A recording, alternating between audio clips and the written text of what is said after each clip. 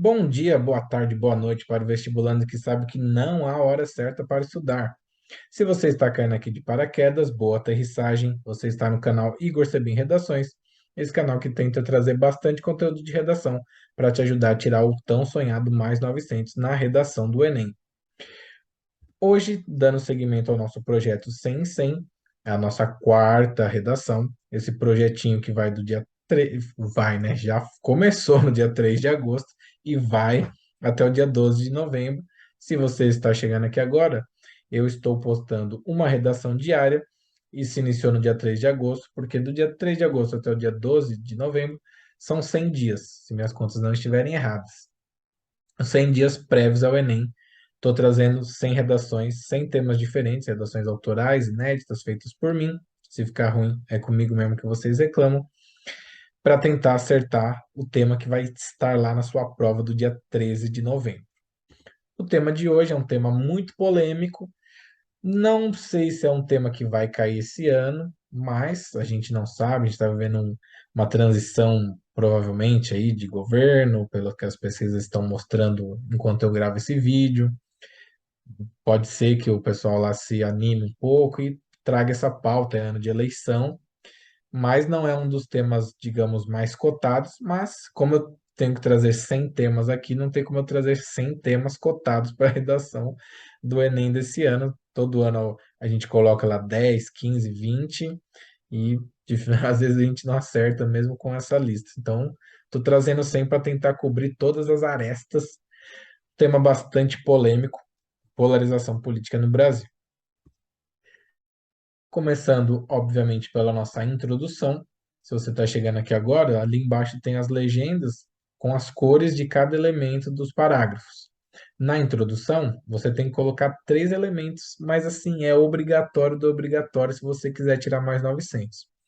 Um repertório sociocultural, contextualização do seu tema e apresentação de uma tese. Igor, o que que é uma tese? Causas ou consequências, caminhos para você seguir do tema que está sendo abordado. Estou falando de polarização política. Eu coloco o meu repertório sociocultural interdisciplinariedade, ó. Esse repertório aqui foi caprichado, hein? Na física, um filtro polarizador permite a passagem das ondas transversais em apenas uma direção de vibração específica. Fui lá, pensei muito, e falei, poxa, polarização, o que que é polarização? Aí eu fui lá, busquei aquela explicação científica. Se estiver errado, alguém que manja mais de física me corrija, mas pelo que eu pesquisei, na física, um filtro polarizador ele faz isso daí. Ah, beleza. Você trouxe lá que na física um filtro polarizador permite a passagem de onda apenas em uma direção. Tá, e o que que isso tem a ver com polarização política no Brasil? Vamos contextualizar. Analogamente ao conceito físico, observa-se que a sociedade brasileira odierna se dividiu em dois grupos que direcionam todo o seu foco para um espectro político e se digladiam nas ruas e nas redes sociais com os membros do outro lado. Pegou? Falei de polarização, falei de política, falei de Brasil. Meu tema está contextualizado ali com o meu repertório. Tá bom, e agora? Agora eu preciso da minha tese. Desse modo, essa polarização política tupiniquim provém do, quando eu falo provém do, advém do, origina-se, proveniente, tem raízes, estou citando causas. Causa número um, na minha humilde e singela opinião, desse tema muito polêmico. Sentimento de ódio criado ao Partido dos Trabalhadores. Isso é o que eu vou falar no D1. E do discurso conservador e religioso da extrema-direita em ascensão nos anos recentes. Argumento 2 do meu D2. Beleza, fechamos aí. Rosa, azul e cinza. Eu tenho uma introdução que tem potencial para virar uma redação mais 900. Desenvolvimento 1. Novamente ali a legendinha. Vermelho, meu tópico frasal. Rosa, mantenha o repertório. Elaboração do argumento azul. Escuro. E o verdinho claro é a conclusão do desenvolvimento, não a conclusão da redação. São Às vezes dá uma confusão na cabeça aí, mas vamos por partes. Mormente, destaca-se que esse fenômeno cataclísmico é a antítese do pensamento brasileiro, marcado pela ideia do homem cordial e de uma nação avessa às guerras historicamente.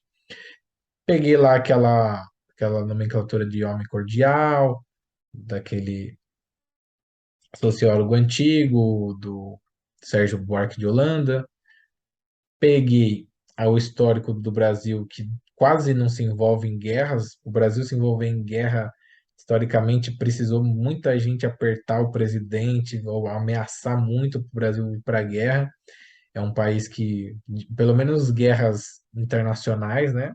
Nós temos a nossa eterna guerra civil dentro de nossas fronteiras, que acontecem todos os anos. Somos os países com maior número, somos o país com maior número de homicídios anualmente.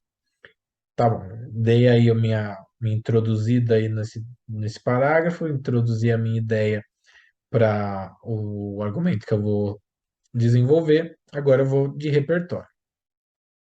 Contudo, alguns abalos sísmicos sociais ocorreram para ruir com a estrutura da afabilidade e do diálogo entre as pessoas, tais quais as manifestações populares de 2013, o impeachment de Dilma Rousseff em 2016, a Operação Lava Jato e as eleições presidenciais de 2018. Até 2012, a gente tinha um país mais ou menos ali controlado.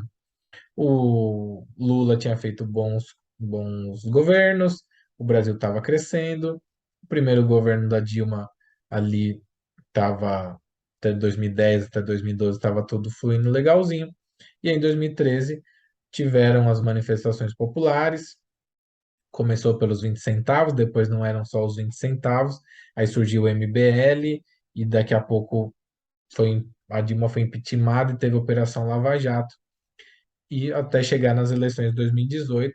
E para quem vivenciou, vocês que estão assistindo, acredito que a maioria tem esse 16, 17, 18, 19 anos, não vivenciaram esse contexto como formador de opinião, eram mais jovens, mais crianças, mas quem já é mais tiozinho igual eu, consegue lembrar muito bem que até 2012 o debate político, as redes sociais, elas não tinham essa disputa ferrenha entre lados.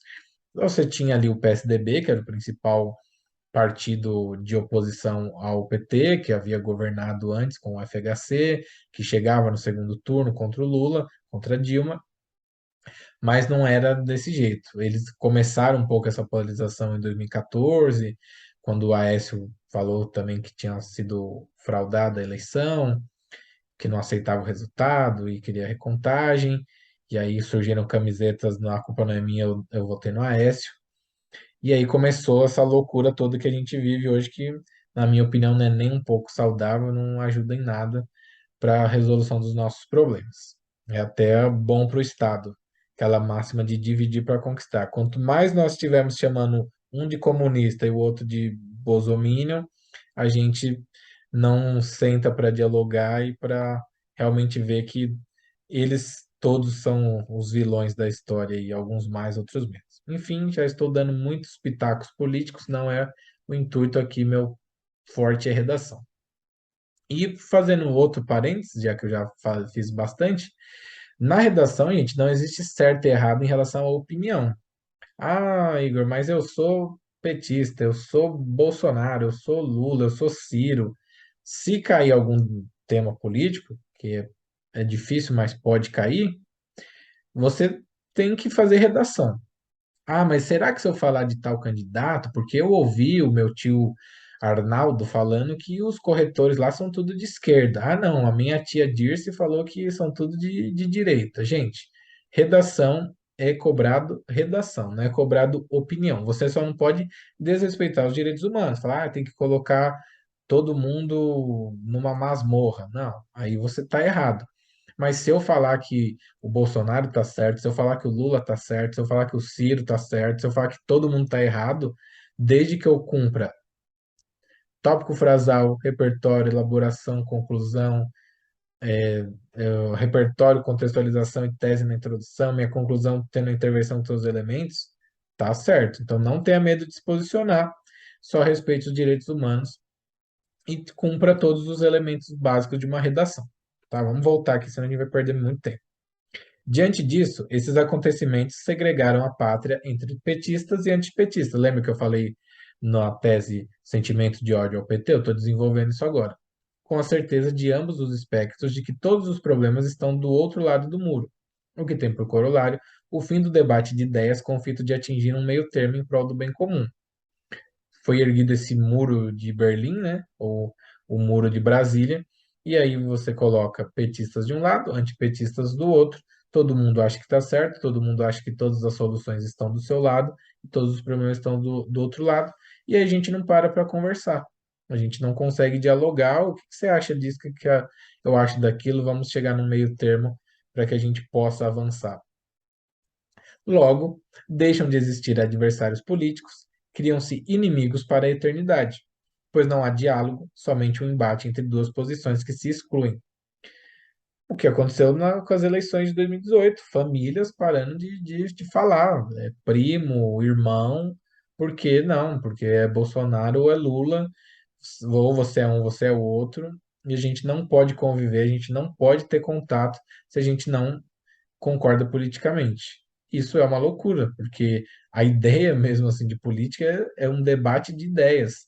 Você juntar o que eu acho, juntar o que você acha, e a gente chegar num senso comum. Pô, tá, se não dá para ser nem tanto do jeito do Igor, nem tanto do jeito do Joãozinho, vamos tentar no meio termo aqui, vamos ver onde que a gente consegue chegar.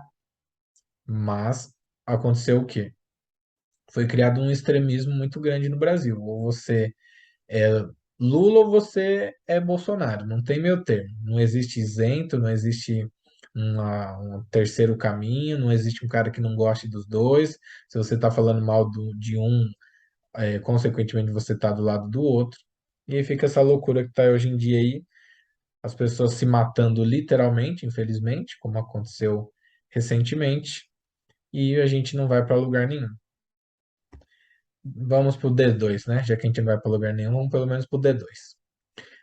Ademais, o auge dessa guerra ideológica ocorreu quando a extrema-direita soube se organizar para extinguir a. Aí aqui eu já fui meio econômico, já coloquei o meu repertório sociocultural dentro do tópico frasal. Não quis colocar uma outra frasezinha perdida ali, então já coloquei, ó, ideia aristotélica de política. O que que o Aristóteles pensava de política? Que a política devia convergir para o bem de toda a comunidade. E a extrema-direita ela não pensa assim.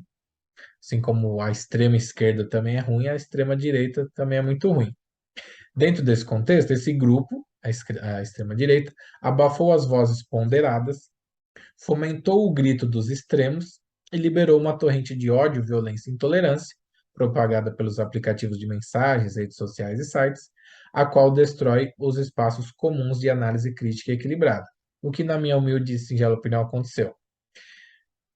A extrema-direita, que é representada hoje no Brasil pelo Bolsonaro, ela tomou o lugar do PSDB, que era um partido, é um partido que, para quem é pobre, na minha opinião, é ruim, mas é um partido democrata, republicano. Eles sabem dialogar, tirando esse caso do Aécio que eu citei, que foi bem ruim para a democracia, e a gente está colhendo os frutos até hoje de contestar a eleição, urna, isso. Até então, o PSDB ele dialogava, ele perdia, mas ele respeitava, ele dava os parabéns lá para o candidato do PT que se elegia, e a gente tinha uma certa civilidade. A extrema-direita, que ela sabe dar soluções simples para problemas complexos, ela abafa essas vozes, fala, opa, não, chega, chega de diálogo, vamos deixar os extremos gritarem, liberar uma torrente de ódio e violência, porque, como eu disse, é dividir para governar, para conquistar.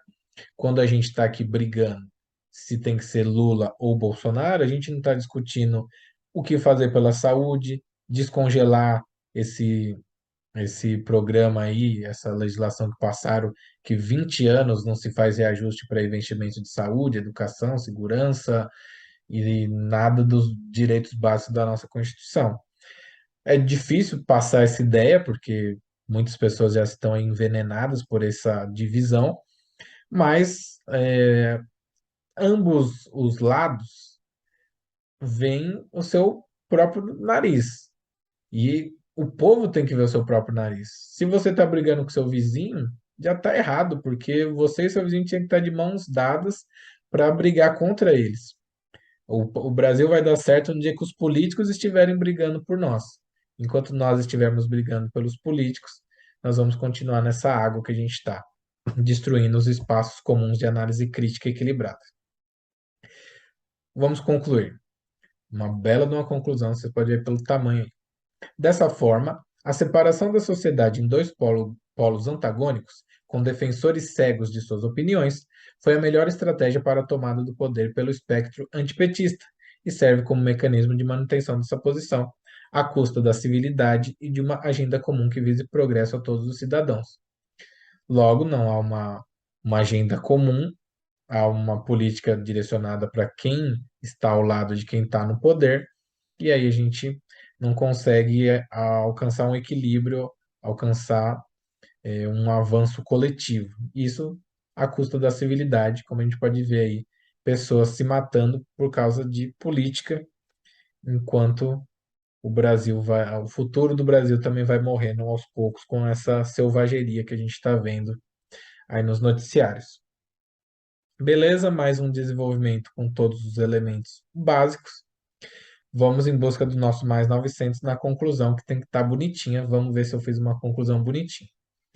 Retomando o tema, Descartes, a polarização política é o maior óbice para a evolução do Brasil em termos econômicos e civilizatórios. Retomei o tema legal, vamos solucionar essa bagaça toda. Portanto, é mister que a sociedade civil, opa, tem o meu agente, reformule sua mentalidade, opa, dei uma ação para a sociedade civil, de que jeito? Por meio da reflexão acerca dos efeitos que essa segregação irracional causou aos índices econômicos e ao bem-estar da nação. Aqui eu estou querendo dizer o quê? Beleza, polarizamos o Brasil desde 2013. Nós estamos melhor ou nós estamos pior? Nós polarizamos o Brasil nos últimos 9 anos, vamos aí completar quase uma década de polarização. A sua vida melhorou ou piorou? A vida do Brasil. Finge que o Brasil é uma pessoa. Você tem mais desempregados ou menos? Você tem mais gente passando fome ou menos? As pessoas estão prosperando mais ou menos? A desigualdade social aumentou ou diminuiu? Na minha humilde e singela opinião, era isso que a gente devia estar vendo. Para um pouquinho, reflete, pensa, tá, eu parar de falar com meu irmão porque ele vota em um, eu voto no outro. Eu bloquear o pessoal na rede social, amigos de infância, porque eles votaram num candidato que eu não concordo. Isso está fazendo minha vida melhor ou pior? Quando eu vou ao mercado, eu consigo comprar tudo que eu quero? Eu consigo ter segurança de manifestar minha opinião num espaço público? Eu consigo fazer uma festa de aniversário expondo a minha opinião, meu viés ideológico? Né? Acho que é isso que a gente devia estar analisando para ver se essa polarização está fazendo bem ou mal para o país. Então, com o intuito de findar essa guerra ideológica, essa é a minha finalidade. Coloquei o detalhamento nessa conclusão na finalidade. Somente por essa ação do, da reformulação da mentalidade, com o intuito de findar essa guerra, com tudo isso, será possível livrar os brasileiros das perversas prisões que as convicções políticas consolidam em uma pluralidade de pensamentos e vivências. Percebam, há uma pluralidade de pensamentos e vivências. Nós vivemos num mundo plural, nós não somos todos iguais. Se nós temos pessoas pensando diferente, se nós temos pessoas com vivências diferentes, por que que nós vamos ficar presos nessas convicções políticas? Essa daí é a minha humilde e singela opinião. Creio que fazendo isso que eu disse, de refletir, chegar ao fim dessa guerra ideológica, a gente se livra dessas prisões mentais e a gente pode voltar a evoluir como nação. E aí tem aquela coisinha, né? Vamos voltar lá na nossa introdução. Na física, um filtro polarizador permite a passagem das ondas transversais em apenas uma direção de vibração específica. Presta bem, presta bastante atenção, lê bem aí. Ó, passagem das ondas, ou uma direção de vibração, volta para a conclusão.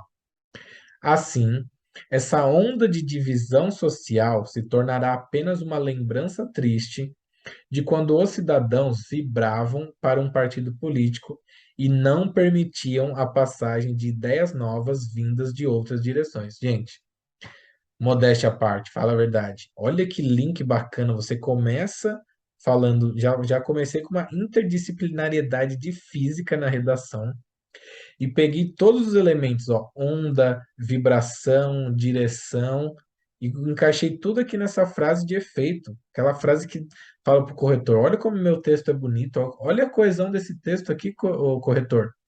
Eu finalizei com referência direta à frase que eu comecei. A última e a primeira frase, elas se conversam, elas têm ligação direta. Olha isso. Dá meu mais 900 aí, não precisa ser 980 não. Dá 920 aí que já tá bom demais. Já, fala a verdade, tem como tirar mais 900 em matemática, né, em biologia, e nas outras matérias, nas ciências. Não é difícil pra caramba você chegar em mais 900. Agora, na redação são 30 linhas. 920 já tá bom demais. Todo mundo quer o 1000. Tem a música do Racionais que fala que minha meta é 10, 9,5 nem rola, mas 9,5 nesse caso rola e rola muito. 920 aqui já tá bom demais. Se eu tirasse 920 com essa redação aqui, eu já ficava felizão que eu já colocaria um pé na universidade. Belezinha, gente? Fechamos então a redação de número 4 do nosso projeto 100. Se você gostou, dê o seu like, se inscreva, ative o sininho, porque amanhã já tem a quinta redação, não tem nem tempo para você pensar. 24, se você quiser depois maratonar no final de semana, já ver 7 de uma vez, mas você tem que ficar por dentro das notificações aí, você precisa receber tudo bonitinho, então se inscreve. Do contrário, se não gostou, como eu sempre digo, as críticas construtivas feitas de forma respeitosa são muito bem-vindas. Se você acha que essa redação não merecia mais 900, eu quero de verdade saber por quê. Passe aí a sua visão, que pode ser que tenham boas análises para eu melhorar para as próximas.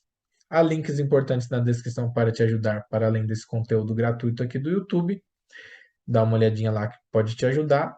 E como a Cecília Meirelles disse, há mil maneiras de se colaborar na obra da educação, há terreno para todas as vocações. Eu acho que eu tenho uma pequena vocação para a redação, então estou tentando colaborar na obra da educação desses vestibulandos maravilhosos que querem e acreditam que a educação é um meio, é um mecanismo de ascensão social, financeira, é um avanço. Então, vocês já ganharam meu coração só de estar estudando muito para o Enem e buscando essa vaga na universidade. Não acredite no que as pessoas dizem, a universidade ainda é sim um grande e belo caminho para que você tenha a vida que você merece. Um grande abraço a todos, ótimos estudos. Espero que você volte aqui amanhã. Até mais.